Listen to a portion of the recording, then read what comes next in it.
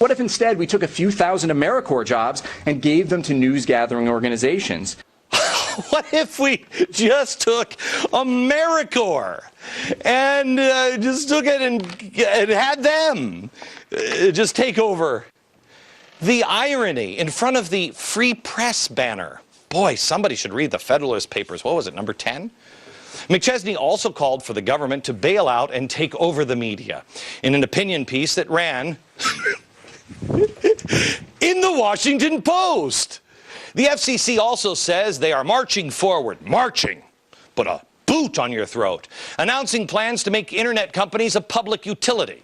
Free Press just happens to have one of its former people sitting, where is he? Right here, FCC chairman. Guess who's an assistant?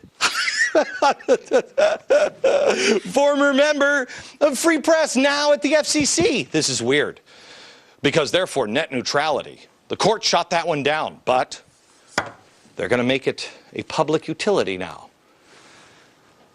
I know we can trust all these organizations now. We're getting the truth. I'll give you some more of that truth next. Coming of age in a 24/7 media environment that bombards us with all kinds of content and exposes us to all kinds of arguments, some of which don't always rank that high on the truth meter.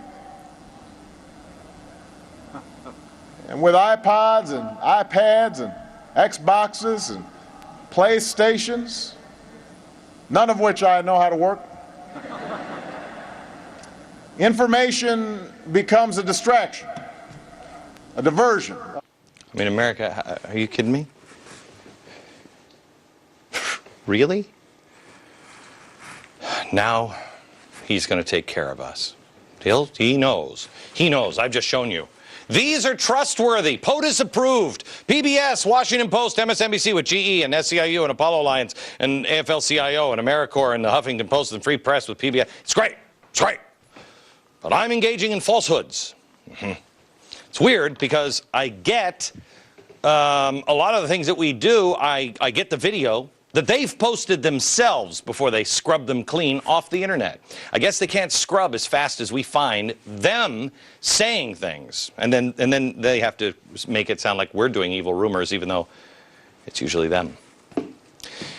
No one else is engaged in confusing the American public except for this network, talk radio, and the internet. So now the president wants to regulate the internet to help control all the misinformation out there. He's going to do it with net neutrality. Well, the court said no. Net neutrality is free press, reform media, transform democracy. It's fantastic. And that was their idea, but the court said no. Nancy Pelosi said, well, we'll pole vault it just to get things done. I mean, whatever. So now what they're doing is the FCC is just they're going to make it a public utility, the internet. Where are you, America, without the internet? And they're right about the misinformation. It's everywhere. MSNBC, let's watch. The members of these Tea Parties are older, which would seem to suggest they should remember that the same anti-government stuff was hurled at Clinton while the country was prospering in ways it had not previously under Clinton. Imagine if people were protesting against cuts to government that were going to hurt their quality of life. It might not get as much airtime as the Tea Party anti-government protests, but that is, in fact, some of what's going on out there in America right now.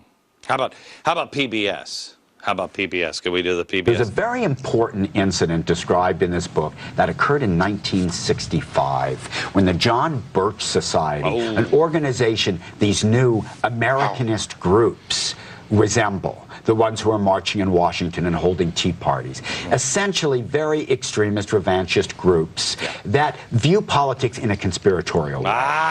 Okay. Okay. Thank you, Bill Moyers, for that. Extremists, conspiratorial, anti-government radicals.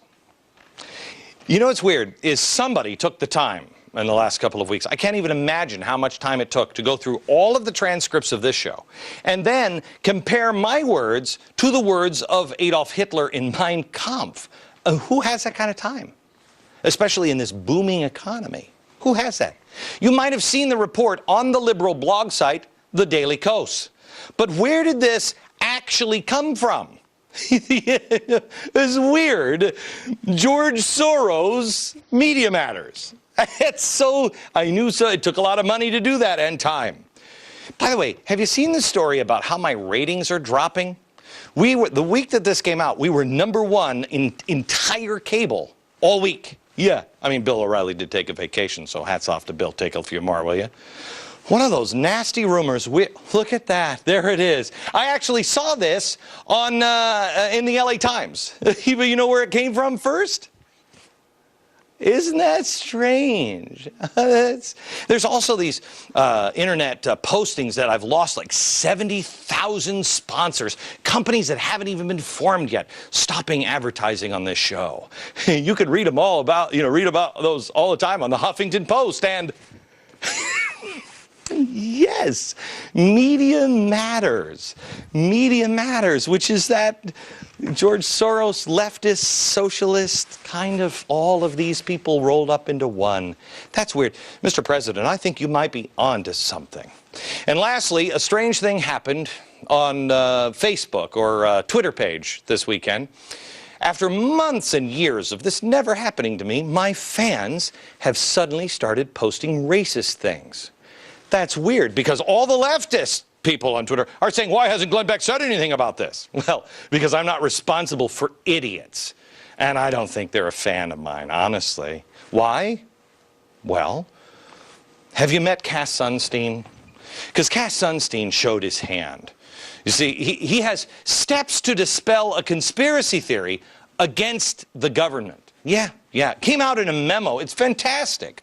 What the government can do about conspiracy theories. The first, ban all conspiracy theories. Yeah.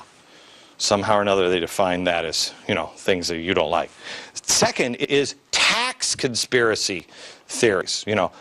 Tax them financial or otherwise. Those people who disseminate such theories. What is the otherwise part, Cass?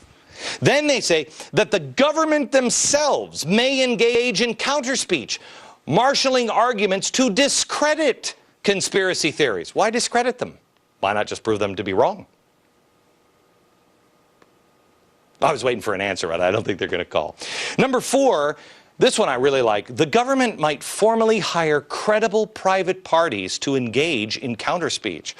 They say online, kind of like my Twitter page.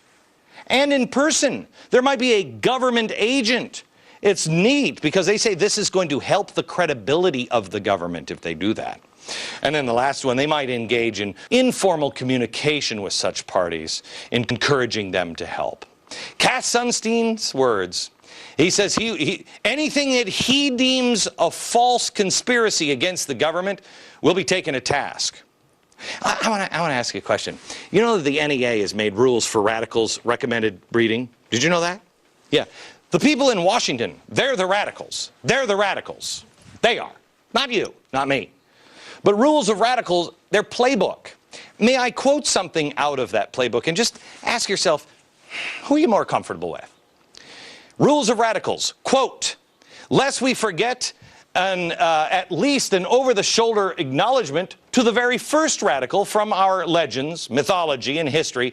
And who's there to know where mythology leaves off and history begins, or which is which? The first radical known to man who rebelled against the establishment and did so effectively that he at least won his own kingdom. Oh man, Lucifer! Satan. Saul Alinsky. We are dealing with people who think they should rebel until they get their own little kingdom like Satan did. You know what? Thanks, Mr. President, but I think we're going to keep the internet the way it is right now. Or at least until people aren't worshiping Satan and, are in office. America, please don't let them change the Miranda laws. Don't let them do anything to citizens. Please, please understand who we're facing. I want to talk to you about the economy, but the president said this weekend there's a lot of crazy theories going out there. So I figure we'd better check in with the Huffington Post and the New York Times on this next story. The story is Greece.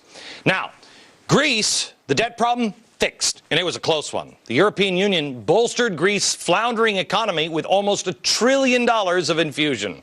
Now, right now, If you don't listen to this show, you only just read the Times, you'd probably be a tad confused. You'd say to yourself, wait a minute, didn't I just hear that it was a $40 billion bailout? And then just the other day, wasn't it like a $145 billion bailout? And then I wake up this morning and it's $1 trillion for Greece? Wow. Wow. How did that happen? If you watch the show, you know, because this is what I said about Greece on February